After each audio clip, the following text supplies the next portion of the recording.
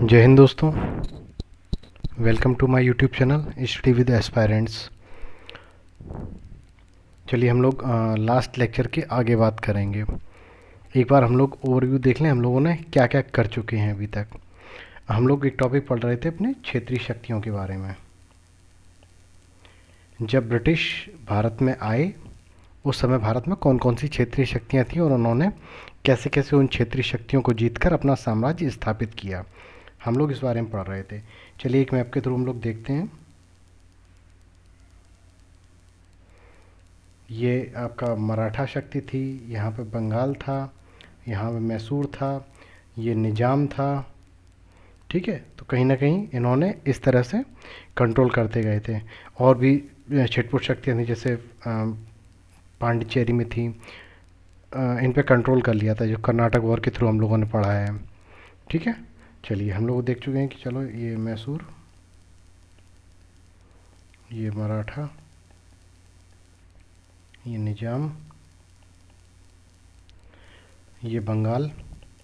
तो हम लोग इन शक्तियों के बारे में पढ़ चुके हैं। ठीक, तो अब हम लोग आगे बात करेंगे उत्तर भारत की शक्तियों के बारे में। ऐसा तो है नहीं साउथ में शक्तियाँ अकेली थी, उत्तर भारत में भी छोटी छोटी शक्तियाँ थी। जैसे हम लोग पंजाब के बारे में पढ़ेंगे, सिंध के बारे में पढ़ेंगे, यहाँ पढ़ोगे पंजाब।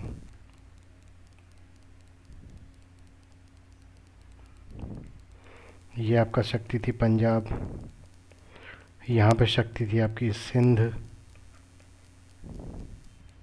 ठीक है, तो इन शक्तियों के बारे में पढ़ेंगे। और एक साम्राज्य यहाँ पे था Afghanistan.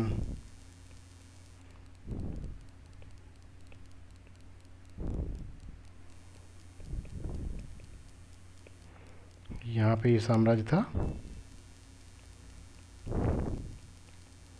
Afghanistan.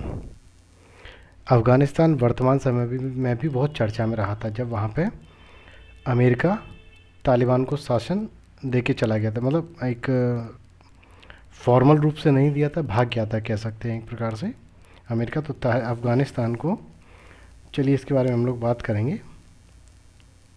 Graveyard of empires बोला जाता है।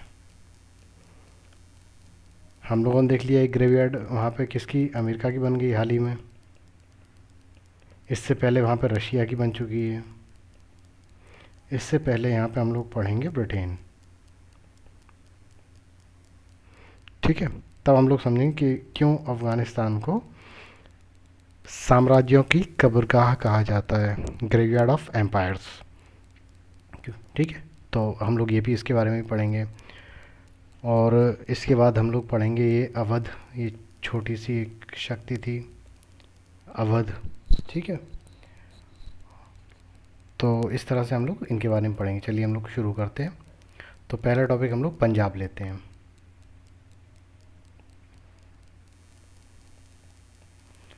कोई नोट्स नहीं है, मैं कोई नोट्स शेयर नहीं करूँगा आपके साथ, लेकिन हाँ जो मैं बताता जा रहा हूँ, आपके पास कोई बुक है कुछ भी है, आप वहाँ से इस चीज़ को कवर कर सकते हैं। बाकी जो मैं पॉइंट बताता जा रहा हूँ, आप चाहें तो उसको नोट भी कर लें।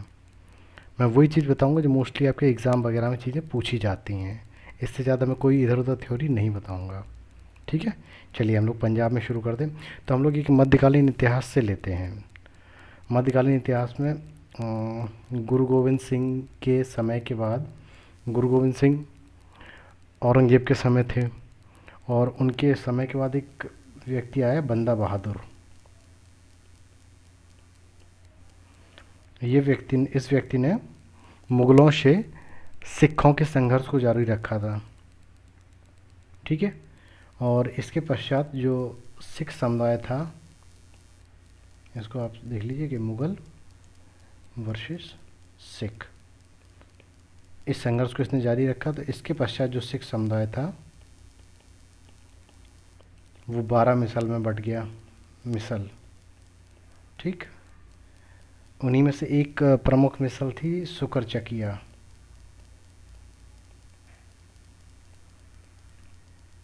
सुकरचकिया मिसल, इसी मिसल के थे महाराजा रणजीत सिंह। जब पंजाब वगैरह के बारे में हम लोग पढ़ते तो इनके बारे में पढ़ते हैं। अंग्रेज पंजाब पर भी कहीं ना कहीं अपना शासन चाहते थे, नियंत्रण चाहते थे। अच्छा, ये सब क्यों चाह रहे थे, तो आपको एक हम हल्का सा ऑप्शन दे दें, ये भी जान लीजिए इस चीज़ के बारे में, क्यों चाह रहे थे वो। अगर आप विश्व में भारत की स्थिति देखेंगे, राजनीतिक स्थिति मैप के अकॉर्डिंग, तो आप देखेंगे कि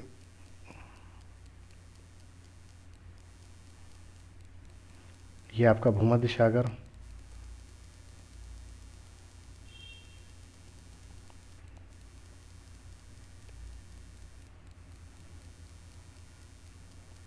ठीक है, ये आपका एक इंडिया है, ठीक, इस तरह से। तो और यहाँ पे आपकी एक मध्य एशियाई शक्ति है। मध्य एशिया में कौन कौन से देश आते हैं, 5 देश आते हैं, किर्गिस्तान, कजाकिस्तान, लिखना पड़ेगा, चलिए लिख देते हैं।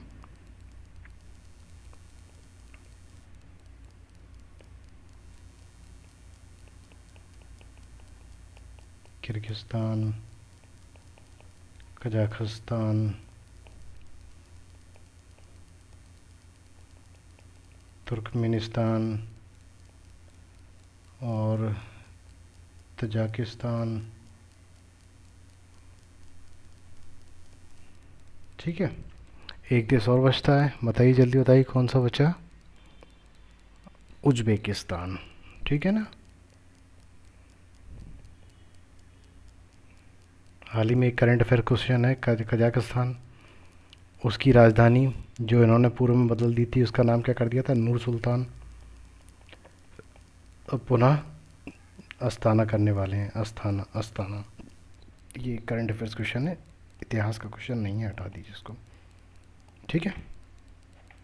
तो ये थी। अब देखिए, जब भी कोई यूरोपीय शक्ति भारत में आती थी तो उस जब समुद्री रास्ता अपनाती थी तो ये वाला अपनाती थी, उसके बाद जब तुर्की ने इस पे रास्ते पे कंट्रोल कर लिया तो उन्होंने ये रास्ते को अपनाया, लेकिन जब स्थल वाला रास्ता अपनाया जाता तो ये रास्ता अपनाया जाता था, ठीक है। तो ये जो रास्ता था वो अफ़गानिस्तान, सिंध, पंजाब के थ्रू होके आता था ये रास्ता। समझना, यहाँ पे अंग्रेज़ क्यों इस चीज़ पे कंट्रोल करना चाह रहे थे पंजाब पे। यूरोप में क्या कहते हैं, जब और भी शक्तियों का उदय हुआ तो उन्हें ये भय था कि नेपोलियन, सबसे ज़्यादा भय यूरोप में उस समय नेपोलियन का था। तो नेपोलियन कहीं भारत में अटैक ना कर दे, तो इस वजह से वो अफ़गानिस्तान वगैरह को कंट्रोल करेंगे और पंजाब वगैरह पर कंट्रोल करेंगे, क्योंकि अगर कोई भी विदेशी शक्ति भारत में आएगी स्थल के सहारे तो वो यहीं से आएंगे, तो इसलिए वो चाह रहे थे सिंध पंजाब पे कंट्रोल करें कहीं ना कहीं। चलिए, अब हमने ये आपको बता दिया, चलिए अब शुरू करते हैं। पंजाब का हम लोग पढ़ा रहे थे ना, चलिए ओके। तो हम लोगों ने देख लिया रणजीत सिंह थे शुक्रचकिया मिसल के। चलिए कुछ फैक्ट आपको हम लोग बता देते हैं जो पंजाब में वॉर हुए। एक तो सबसे पहले आप समझिए, जो मैंने आपको मिसल के बारे में बता दिया। अच्छा, अफ़गानिस्तान और पंजाब में अक्सर वॉर होता रहता था, जो भी क्षेत्रीय शक्तियाँ होती हैं वो आपस में लड़ती रहती थी। भारत में विदेशियों ने जो नियंत्रण कर पाया उसका सबसे बड़ा कारण यही था कि जो यहाँ की क्षेत्रीय शक्तियाँ थीं वो आपस में लड़ती रहती थी। इस बार का यूपीएससी क्वेश्चन आया, उसका एक आंसर ये भी था, जो कई सारे मुझे क्वेश्चन याद नहीं आ रहा, चलिए फिर बाद में बात करेंगे इसके बारे में कभी, क्वेश्चंस के बारे में जो मेंस के क्वेश्चन हुए अभी हाल ही में, मेंस का पेपर हुए हैं जीएस पेपर 1 में, तो वहाँ पे ये क्वेश्चन आया है कि अंग्रेज़ों ने भारत पर नियंत्रण कर पाया तो उसके क्या क्या कारण थे, क्यों कर पाया, ऐसा कुछ क्वेश्चन था। तो उसका एक अच्छा कारण ये भी था कि क्षेत्रीय शक्तियाँ जो थीं वो आपस में संघर्षरत रहती थी भारत में। चलिए अब हम लोग आगे स्टार्ट करते हैं। तो एक संधि के बारे में हम लोग पढ़ते हैं। तो जो रणजीत सिंह थे, इन्होंने अपने राज्य को लाहौर, कश्मीर और अमृतसर, चलिए ओके, चलिए दूसरा बना लेते हैं एक मैप हम भारत का, एक बढ़िया सा एक,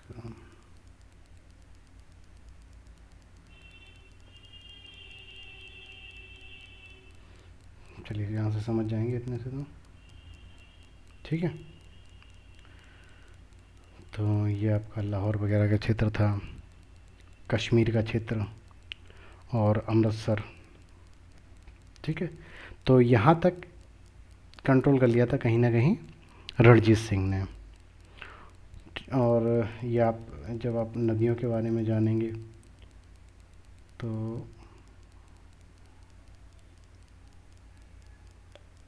ये चीज़ आप जानेंगे कि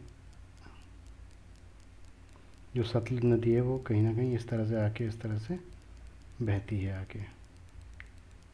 ठीक, ज्योग्राफी का क्वेश्चन है, कहाँ से बहती है, कहाँ से निकलती है, कहाँ पे मिलती है, सब ज्योग्राफी के क्वेश्चन होते हैं। तो इतिहास ज्योग्राफी कभी भी अलग करके नहीं पढ़ना होता है, आप कई बार ज्योग्राफी के साथ भी इतिहास की घटनाओं को रिकॉल कर लेते हैं। जैसे मान लो अगर आप इतिहास पढ़ रहे हैं तो आप सतलुज नदी के बारे में पढ़ रहे हैं, तो उस पर कौन सा बांध बना हुआ है, कहाँ से निकलती है और कहाँ से भारत में प्रवेश करती है, उस दर्रे का नाम।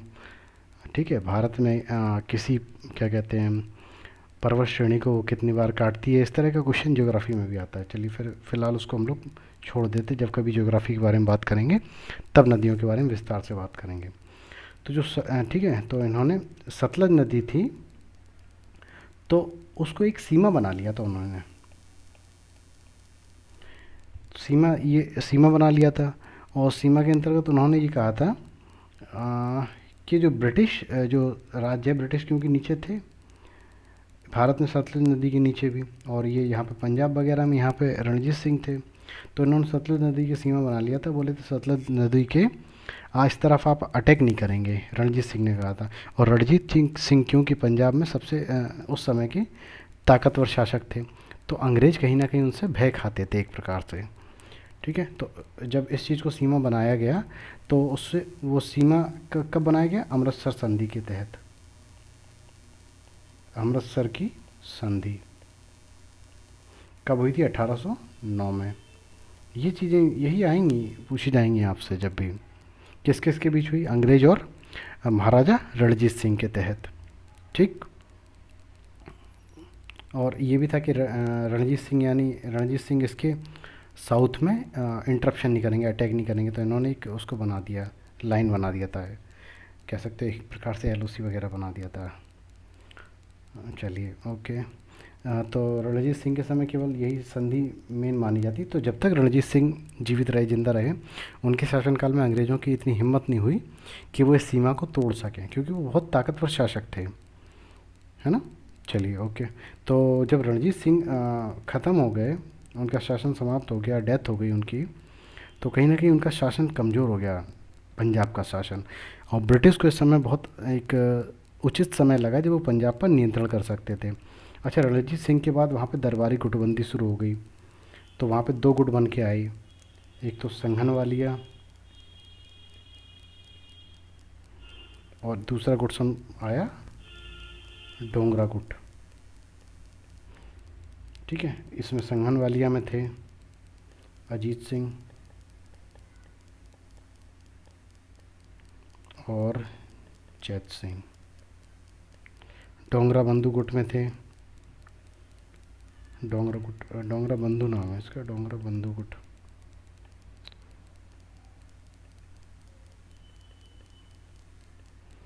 डोगरा बंधु गुट में थे ध्यान सिंह, गुलाब सिंह और तीसरे थे हीरा सिंह। ठीक है, ये गुटबाजी चलती रही और कहीं ना कहीं आपस में संघर्षरत भी रहे, तो इस तरह से चीज़ें चलती रहती हैं। उसके बाद क्या कहते हैं, हम संधियों के बारे में सीधे पढ़ेंगे। ठीक है, वो सॉरी युद्ध के बारे में। तो इस तरह से चलती रही और लास्ट में कहीं ना कहीं जाके एक अल्पवयस्क पुत्र बने दलीप सिंह। ये थोड़ा शासक के बारे में जानना जरूरी, क्योंकि अगर क्वेश्चन वगैरह आएगा तो इन्हीं के बारे में पूछा जाएगा। इनकी जो संरक्षिका थी, छोटे पुत्र थे, छोटे बच्चे थे, तो इनकी संरचना थी रानी जिद्दा, जिद्दा कौर। ठीक, इनकी संरक्षिका थी। तो इन्हीं के समय में कहीं ना कहीं युद्ध हुआ है। ठीक है, और युद्ध हुआ तो संरक्षिका थी, तो कंट्रोल कहीं ना कहीं इन्हीं के हाथ में होगा, है ना। तो अब हम लोग युद्ध के बारे में पढ़ते हैं। प्रथम आंग्ल सिख युद्ध। देखिए फिर मैं कह रहा हूँ वनडे एग्ज़ाम के लिए आपको क्या पढ़ना होता है, संधियाँ पढ़नी होती है। कोई भी युद्ध हुआ तो एक तो सन हल्की सी एक रिमाइंड में रख लो कि भाई इस समय युद्ध हो रहे थे और उससे क्या संधि हुई। दूसरा, उस समय का गवर्नर वगैरह कौन था वहाँ पे बंगाल वगैरह में, क्योंकि बंगाल की गवर्नर जनरल को भारत के गवर्नर जनरल का दर्जा आगे चल के मिल गया था। तो ये चीज़ें बस ये चीज़ें थोड़ा याद रखनी होगी। तो पहला एंग्लो सिख वॉर हुआ तो 1845 से 1846 में। इसमें सिखों की पराजय हुई।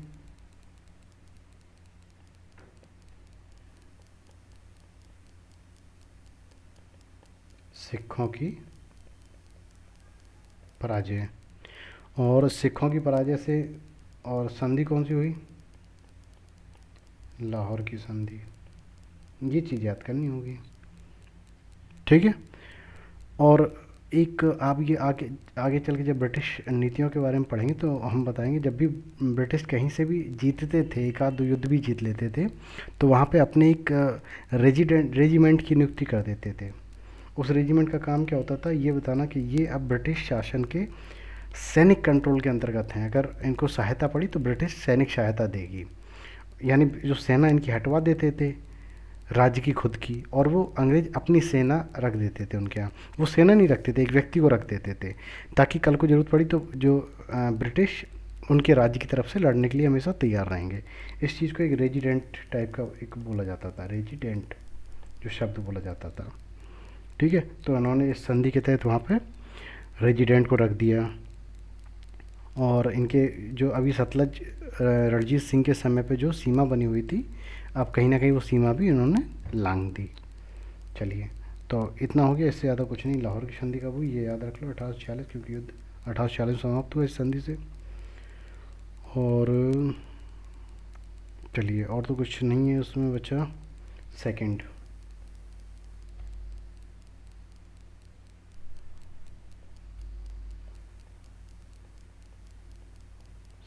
आंग्ल सिख युद्ध।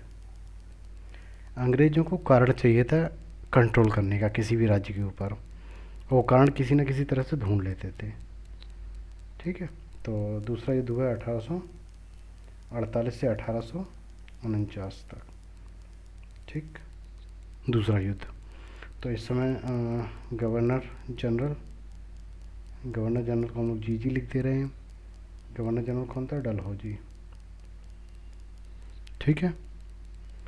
और कहीं ना कहीं जब इन्होंने ये भी युद्ध हार गए सिख, तो जो उनके अंतिम शासक थे दलीप सिंह, अब इन्होंने पंजाब को तो मिला लिया, और जो शासक इनके अंतिम थे दलीप सिंह, उनको दलीप सिंह, अब यहाँ पे संधि नहीं हुई क्योंकि उन्होंने उसको पूरा कंट्रोल कर लिया था, याद रखना ये चीज़। दलीप सिंह, तो दलीप सिंह को इन्होंने क्या किया, 50,000 की पेंशन देके ब्रिटेन भिजवा दिया शिक्षा के लिए,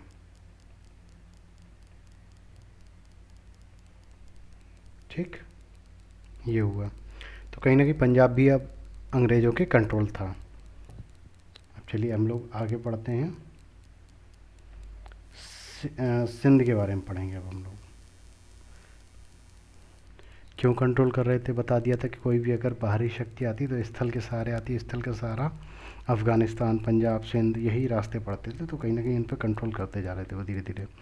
सिंध के बारे में हम लोग ज़्यादा नहीं पढ़ेंगे, इतना पढ़ेंगे कब विलय हुआ 1843 में, किसके समय हुआ, लॉर्ड एलन के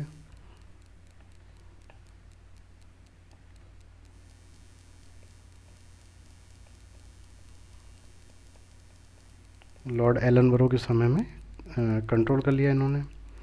और इस समय इन्होंने रेजिडेंट किसको बनाया था, ये भी एक नाम याद रख लेना, चार्ल्स नेपियर,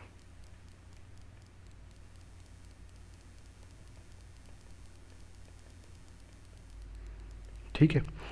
नेपियर ने एक स्टेटमेंट दिया था कि हमें सिंध को विलय करने का कोई अधिकार नहीं है, और ये हमारी एक भूल होगी, लेकिन हम ऐसी भूल को करेंगे। कुछ इस तरह का स्टेटमेंट नेपियर ने दिया था सिंध को विलय करने, क्योंकि सिंध कोई इनको परेशान नहीं कर रहा था। सिंध का राज्य जो इनके शासन के में हस्तक्षेप कर रहा हो, क्या भारत में शासन कर रहे हो और हम आपको कहीं न किसी भी तरह से परेशानी पहुंचा रहे हो, लेकिन ये फिर भी कंट्रोल करेंगे। क्यों करेंगे, वो कारण मैंने आपको बता दिया।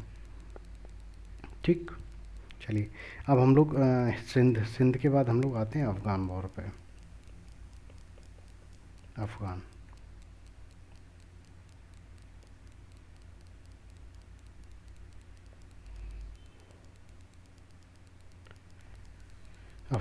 अफ़गान वॉर भी 2 वॉर लड़े गए हैं।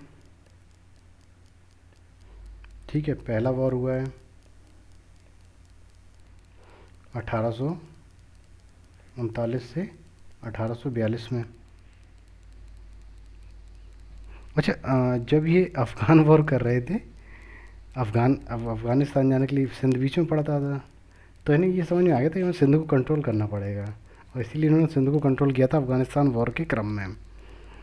और दूसरा वॉर होता है 1878 से 1880, ये सेकंड वॉर है। ठीक, चलिए अब हम, हाँ, ये जो स्टेटमेंट बोल रहा था वो सुन लीजिए एक बार को, मुझे याद आ गया। हमें सिंध को जीतने का कोई अधिकार नहीं है, फिर भी हम ऐसा करेंगे क्योंकि वह हमारे लिए एक मानवतापूर्ण बुराई होगी। ये स्टेटमेंट दिया था इन्होंने। ठीक है, चलिए तो अब हम लोग एंग्लो अफ़गान वॉर के बारे में पढ़ते हैं। अच्छा, अफ़गान पे कंट्रोल जो करने की पॉलिसी रही है ब्रिटिश की, वो अंतर्राष्ट्रीय स्तर पर क्या चल रहा था उससे प्रेरित रही है। अंतर्राष्ट्रीय स्तर पर इस समय नेपोलियन का जो प्रसार हो रहा था यूरोप में, वो हो रहा था। उससे प्रेरित होकर कहीं ना कहीं इन्होंने अफ़गानिस्तान पे कंट्रोल करने की नीति बनाई। तो 2 चीज़ें जो एग्ज़ाम वगैरह में पूछी जाती हैं, 2 पॉलिसी के बारे में पूछा जाता है। एक तो फॉरवर्ड पॉलिसी,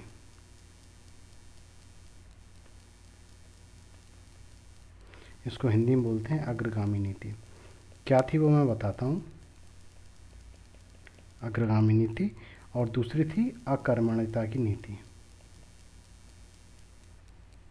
सही से लिख देते हैं।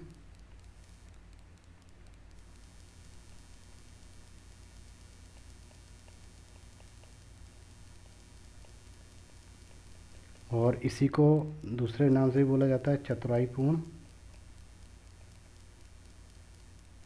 निष्क्रियता की नीति।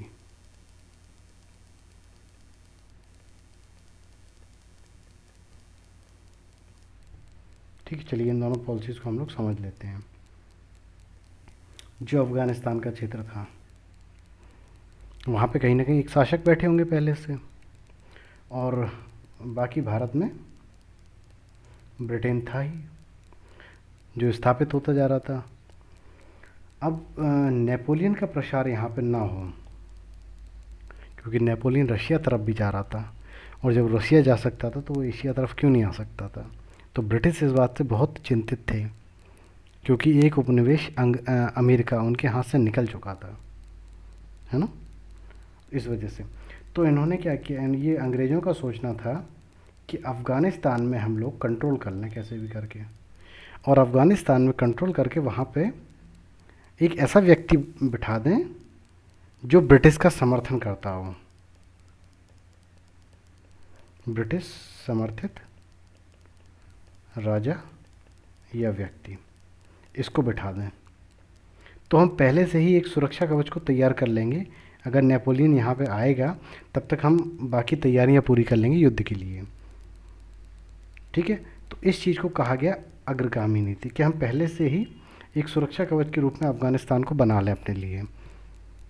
और चलिए अब दूसरी देखते हैं, अकर्मण्यता की नीति। अकर्मण्यता की नीति ये थी कि जो अंतर्राष्ट्रीय स्तर पर जो चीज़ें चल रही हैं, यूरोप के स्तर पे जो चीज़ें चल रही हैं, उसको यूरोप में ही सुलझाया जाए, उसको एशिया में ना किया जाए। तो यानी हम अफ़गानिस्तान से इस वजह से नियंत्रण नहीं करेंगे कि यहाँ पे कोई विदेशी शक्ति आके भारत में आने का प्रयास करेगी और हमको रोकने के लिए अफ़गानिस्तान पे कंट्रोल करें। तो अकर्मण्यता यानी हम हस्तक्षेप नहीं करेंगे अफ़गानिस्तान में, और जो प्रॉब्लम होगी वो यूरोप में ही हम लोग उसको सॉल्व कर लेंगे। ये दोनों पॉलिसी ऐसी थी, समझ गए होंगे उम्मीद है आपको। तो अब हम इसके ये समझ लेते कि किस किसने ये नीतियाँ अपनाई थी, वो आपसे पूछा जा सकता है। तो जो अग्रगामी नीति, चलिए यहाँ लिख देते हैं, अग्रगामी नीति के समर्थक कौन थे? लॉर्ड ऑकलैंड, ये चीज़ पूछा जाएगा आपसे। लॉर्ड ऑकलैंड, लॉर्ड लिट्टन, और बाद में गवर्नर आता है एलन बरो, ठीक है, जिसके समय सिंध का विलय हुआ, एलन बरो। और अकर्मण्यता की नीति के समर्थक कौन थे? Lord Lawrence. इनका अगर आप चाहो तो हम काल काल भी लिखते हैं, क्योंकि जन्मदाता माने जाते हैं अकर्मण्यता की नीति के। 1864 से 69, ये पूछा भी गया है पहले क्वेश्चन, पीसीएस वगैरह में पूछा। दूसरे थे लॉर्ड मेयो, मेयो। उम्मीद है आप राइटिंग समझ पा रहे हैं, नहीं समझ पा रहे हैं तो कमेंट कीजिए ताकि मैं आगे और सुधार कर सकूं। और तीसरे थे लॉर्ड नॉर्थ ब्रुक। अच्छा, ये नीति ऐसा नहीं था कि पहले अग्रगामी नीति अपनाई गई उसके बाद अकर्मण्यता की नीति अपनाई गई, यानी अग्रगामी नीति के बाद जब ब्रिटिश अफगान में एक युद्ध हार गए तब उन्हें लगा नहीं नहीं अब अकर्मण्यता की नीति अपनानी चाहिए, ऐसा नहीं था। जब पहले अग्रगामी नीति अपनाई गई उसके बाद अकर्मण्यता की नीति अपना के भी देखा गया, जब इसमें भी सफल नहीं हुए तो फिर अग्रगामी नीति पुनः अपनाई गई। तो जो क्या कहते हैं लॉर्ड लिटन आए थे, वो दोबारा में आए थे जब अग्रगामी नीति को अपनाया गया दोबारा में, ठीक है। एंग्लो वॉर हो गया आपका, इसके अलावा एंग्लो वॉर में कुछ भी नहीं है। वॉर एंग्लो वॉर क्यों, एंग्लो अफगान वॉर क्यों? क्योंकि आप किसी भी देश में हस्तक्षेप करोगे तो वहाँ एंग्लो अफगान वॉर होंगे। भाई यहाँ पे पहले से कहीं ना कहीं एक अफ़गानी सरकार होगी, अफ़गानी साम्राज्य होगा, सरकार तो नहीं बोलेंगे, साम्राज्य होगा। चलिए आपको ये बता देते कौन बैठा हुआ था इस समय, ठीक है।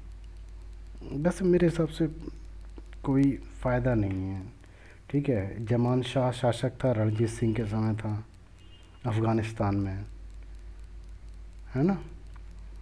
और रहने दीजिए, उस चीज़ को मत जाइए। हाँ, केवल एक फैक्ट ये ज़रूर आ जाता है कि भाई रणजीत सिंह के समय कुछ इनकी क्या कहते हैं हथियार वगैरह गिर गए थे, ऐसा कुछ फैक्ट आता। आप बुक में देख लेना, समझ जाएंगे वो चीज़ें, ऐसा कुछ है नहीं है, ठीक है। कंटेंट मैं आपको प्रोवाइड करूँगा आगे चल के, अभी मेरे पास समय नहीं है मैं आपको कंटेंट दे पाऊँ। मैं आपको इस लायक ज़रूर बना दूंगा कि आप किसी भी किताब से पढ़ें, कैसे भी पढ़ें, चीज़ें समझ में आ जाएंगी आपको। और एक बार में चीज़ें समझ में कभी नहीं आएंगी, आप जब मल्टीपल टाइम्स रिवीजन करेंगे चीज़ों का तब समझ में आएंगी। चीज़ें मैंने बता दी कैसे पढ़ी जाएंगी, क्या क्या पूछा जाता है, बस इसके अलावा कुछ नहीं। तो हम लोगों ने एंग्लो अफगान वॉर भी देख लिया, किस सन में हुआ वो भी देख लिया, कौन कौन किस नीति के समर्थक थे ये भी देख लिया हम लोगों ने, क्यों ये नीतियाँ अपनाई जा रही थी ये भी देख लिया, ठीक है। ओके, अब एक और बचता है लास्ट स्टेट, नेपाल।